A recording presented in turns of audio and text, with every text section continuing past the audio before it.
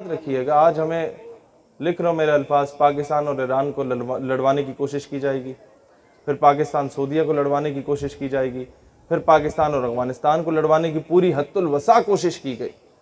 आपके मीडिया पे बैठ के आप मुस्लिम ममालिक के खिलाफ बकवास कर लें, लोग कहेंगे बल्ले बल्ले बल्ले पाकिस्तान की सालमियत की बात हो रही है। ज़रा सा इंडिया, अमेरिका और इसराइल के खिलाफ बात करें ना तो कहेंगे हेट स्पीच फैला रहे हैं या आप नफरत फैला रहे हैं। ये इस तरीके के यहूदियों की औलादें बैठी हुई हैं जो हमें आकर रोक रही होती हैं। ये जो गोरे चले गए ना, ये अपने गुलाम उन कालों को छोड़ गए हमारे ऊपर। पाकिस्तान के किसी इदारे की पॉलिसी से इख्तलाफ हो सकता है, किसी जर्नैल से इख्तलाफ हो सकता है, किसी वज़ीर से इख्तलाफ हो सकता है, किसी गवर्नर से इख्तलाफ हो सकता है, किसी वज़ीर आज़म से इख्तलाफ हो सकता है, सदर मुमलिकत से इख्तलाफ हो सकता है, वज़ीर आला से इख्तलाफ हो सकता है। उसका गिरबान पकड़ो, लेकिन पाकिस्तान धरती माँ है। पाकिस्तान तो हम सबका है, इसके लिए तो हम सब के बाप दादा ने कुर्बानियाँ दी। इसके लिए तो आप सब में से किसी न किसी का चाचा मामा ताया फौज का सिपाही होगा जो बेचारा बॉर्डर पे बैठा हुआ है ना। आप सबके खानदान में कोई ना कोई इस तरह का फौजी होगा, कोई पुलिस वाला होगा जो बेचारा वो कराची के ये इतनी सख्त गर्मी में लोग बेहोश हो रहे होते हैं और वो चौक चौराहे पे खड़े होके लोगों को राह दिखा रहा होगा, लोगों से आके बातें सुनाते होंगे, वो खामोशी से सुन लेता होगा कि चलो यार मैं कौम की खिदमत कर रहा हूँ। हम उसे ताने देते हैं कि तुम 20,000 के पीछे ये कर रहे हो। बंदा पूछे कि उल्लू के पठो 20,000 के पीछे कौन से याचीन पे जाता है। लिहाजा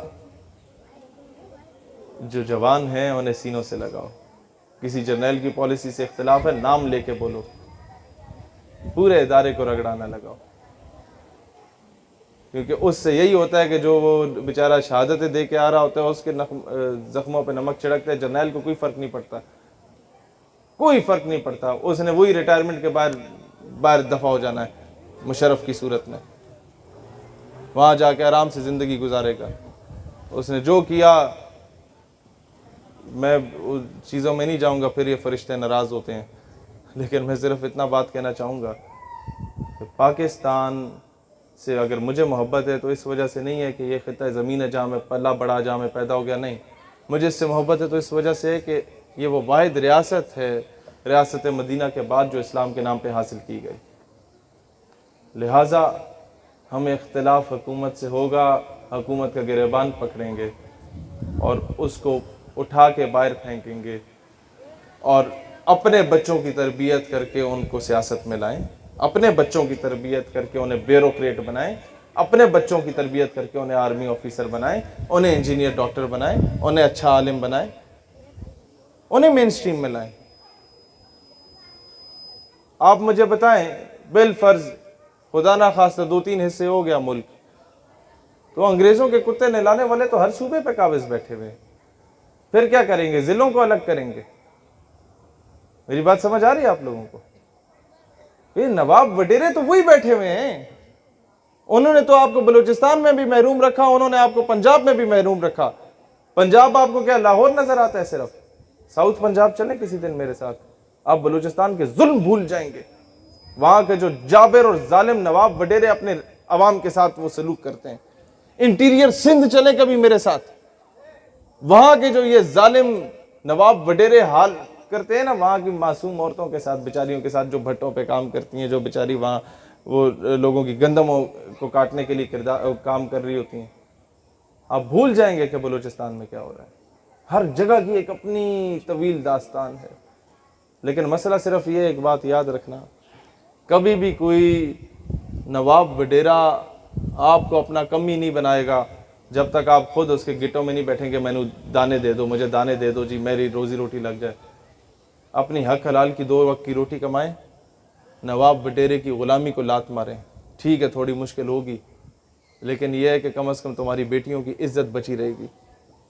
आज डॉक्टर आफिया की वालदा ने हमें सिर्फ एक बात की थी कि बेटा मुस्तकबिल में किसी मकाम पे पहुंचे ना तो कर्जा नहीं लेना कभी। तो मुझे फ़ौरन समझ आ गई कि अगर मैं किसी को कर्जा देता हूँ तो मैं एक्सपेक्ट करता हूँ कि मेरे बूट भी पॉलिश करो, मेरी गाड़ी पे भी कपड़ा मारो, मैं तुम्हें लात मारूँ, तुम्हारी जरूरत नहीं होनी चाहिए बात करने की। इसी तरीके से जब अमेरिका आपको कर्जा देता है तो वो रेमंड डेविस की सूरत में आपके बच्चों का भी कत्ल करता है और बाइज्जत बरी हो जाता है। वो कर्नल जोसेफ की सूरत में आपके बच्चों को अपनी गाड़ी के नीचे कुचल देता है और बाइज्जत बाहर दफा हो जाता है। और वो आफिया सिद्दीकी की सूरत में आपकी बेटी को उठा के भी चला जाता है और आपकी जरूरत नहीं होती बात करने की। कर्जा इतनी बड़ी गंदी चीज़ है। तो मुल्क की सतह पे कर्जा ना लेना ये हम हुकूमत से इम्प्लीमेंट करवाएंगे, लेकिन ये नवाबों वडेरों की गुलामी से निकलना ये आप लोगों पर है। अपने MNA MP आए उन्हें को हमारी गली में नलका लगाओ, अगर वो आके लगा देता है और कहता है मुझे वोट दो, तो उससे सिर्फ ये बोलो भाई नलका लगे ना लगे हमें इससे गर्ज नहीं है, गली पक्की हो ना हो हमें इससे गर्ज नहीं है, हमें स्टाम्प पेपर पे लिख के दे दो कि तुम डॉक्टर आफिया सिद्दीकी को वापस लाओगे या नहीं लाओगे। मुझे बताया ना, कौम की इज्जत जो है, मैं आपसे बहुत सिंपल सी मिसाल देता हूँ। हमें आके उल्लू के पट्टे बताते हैं कि जी हमने आफिया सिद्दीकी बाहर दे दी तो हमने पैसे भी तो बड़े लिए, पाकिस्तान तरक्की भी तो किया, हमने बड़े मेगा प्रोजेक्ट्स किए। बंदा आपसे बोले जी अपनी बेटी मुझे दे दो, मैं उसके साथ जुल्म ज्यादती करूं और तुम्हें मैं 2 करोड़ दे दूं, तुम्हारे पास तो 2000 भी ना हो, और आप 2 करोड़ का बड़ा बंगला ले लें, गाड़ी ले लें, सारा कुछ कर लें, ऐशी करें, क्लब्स बार्स में जाएं, तो क्या दुनिया आपको इज्जतदार शहरी कहेगी?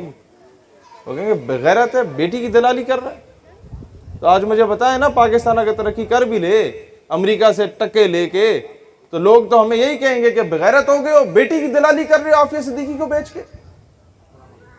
अफसोस की बात यह है कि आपके कराची से उसको उठाया गया डॉक्टर आफिया सिद्दीकी को, लेकिन दुख इस बात का है कि कराची ने वो रिस्पांस नहीं दिया। रिस्पांस तो मुझे दुख है कि पाकिस्तान ने पूरे कोई नहीं दिया। उम्मत मुस्लिमा का मामला है। उनकी वालदा कहती हैं, मैं आखिरी बात करके इजाज़त चाहता हूँ, बारिश का भी वक्त है। उनकी वालदा कहती हैं कि आफिया सिद्दीकी को रसूलुल्लाह अलैहि सलाम की ज़ियारत नसीब हुई तो वो रो पड़ी, या रसूलुल्लाह कब तक मेरा इम्तिहान लेंगे, कब तक मेरा इम्तिहान होगा? उन्होंने कहा बच्चे तुम्हारा इम्तिहान हो गया, तुम तो पास हो। कहते हैं कैसे पास हो, ये तो मुझ पे जुल्म कर रहे हैं, अदालतों में नंगा करके पेश करते हैं और कहते हैं कि कुरान पाक के ऊपर चल के आओ अमेरिका में। कब तक इम्तिहान होगा? किसका इम्तिहान हो रहा है? अगर मेरा इम्तिहान में मैं पास हूं, तो रसूलुल्लाह अलैहिस्सलाम ने फरमाया कि उम्मत का इम्तिहान है, ये उम्मत जागेगी क्या नहीं जागेगी। अगर ये उम्मत बेटियों पे नहीं जागती ना, तो फिर भूल जाओ कि कल हमारे घर में भी आके अमेरिका दस्तक देगा। ये जरा से पड़ोस में 4-5 किलोमीटर के फासले पे डॉक्टर आफिया सिद्दीकी का घर है, वहां तक दस्तक दे सकता है ना। हम कुछ भी नहीं, यहां भी दस्तक दे सकता है। आओ बेटियां पेश करो, क्या करोगे? बात वहीं पर आके खत्म होगी। हमीयत नाम था जिसका गई तैमूर के घर से, बात वहीं पर आके खत्म होगी कि बेच के हम कहेंगे मौलाना साहब दुआ कर दें कौम की बेटी वापस आ जाए। वजीर आजम भी दुआ कर रहा होगा, मैं भी दुआ कर रहा हूँ। बंदा कुर्सी है तुम्हारी, ये जनाजा तो नहीं है, कुछ कर नहीं सकते तो उतर क्यों नहीं जाते? अल्लाह वतन को जो मेरे लूट रहे हैं, ये कौम के गद्दार हैं, मर क्यों नहीं जाते?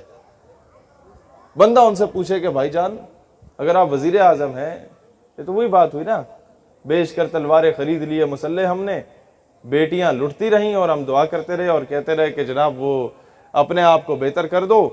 या जाके हमें यही, ये जो दानियाल भाई बात बता रहे ना, मिर्ज़ा कादियानी का सबसे बड़ा एम एंड ऑब्जेक्टिव आगे ये था कि जिहाद की रूह को ख़त्म कर दो मुसलमानों के अंदर से, इन्हें बुज़दिल और बगैरत बना दो ताकि सल्तनत बरतानिया के खिलाफ ना उठे। 1857 की जंग आज़ादी के बाद मिर्ज़ा कादियानी को लॉन्च किया गया था, और उसी के पैरोकार जो कादियानी है या नहीं है, लेकिन उसके नजरिए पे चलने वाले, क्योंकि उसका नजरिया इम्पोज कर दिया गया हर जगह पे। लोग आ जाके, हम अगर आफिया सिद्दीकी साहिबा की बात करें ना कि उन्हें रिहाई दिलवाओ, लोग कहते हैं तुम्हारी दाढ़ी पूरी नहीं है, तुम जो हो बाशरा नहीं हो, तुम पहले खुद को बेहतर करो, अपना इखलाक बेहतर करो, फिर आफिया सिद्दीकी की बात करो। मैंने कहा भाईजान, आपकी बहन अगर कोई उठा के ले जाए तो पहले क्या 40 दिन तबलीगी दौरे पे जाएंगे, फिर जाके बहन को वापस लाएंगे? समझ रहे हैं इस बात को? लिहाजा हर बंदा, आप अगर आलिम हैं आप अपना रोल प्ले करें, आप अगर स्पोर्ट्समैन हैं आप अपना रोल प्ले करें, आप अगर लिखारी हैं अपना किरदार अदा करें, आप अगर किसी महकमे में आप अपना किरदार अदा करें, आउट ऑफ द वे जाके आपने अपना रोल प्ले करना हो, अपने मुल्क के लिए करें। जहाँ नज़र आ रहा हो कि कोई गद्दारी हो रही है तो खड़े हो जाए, नौकरियां ना बचाएं, कह दें कि जनाब हमारी बेल्ट ये हाजिर है, मुल्क की इज्जत को नहीं बेचेंगे, कह दें जी ये हमारे रैंक्स हाजिर हैं, बस मजीद कौम की बेटियां नहीं बेची।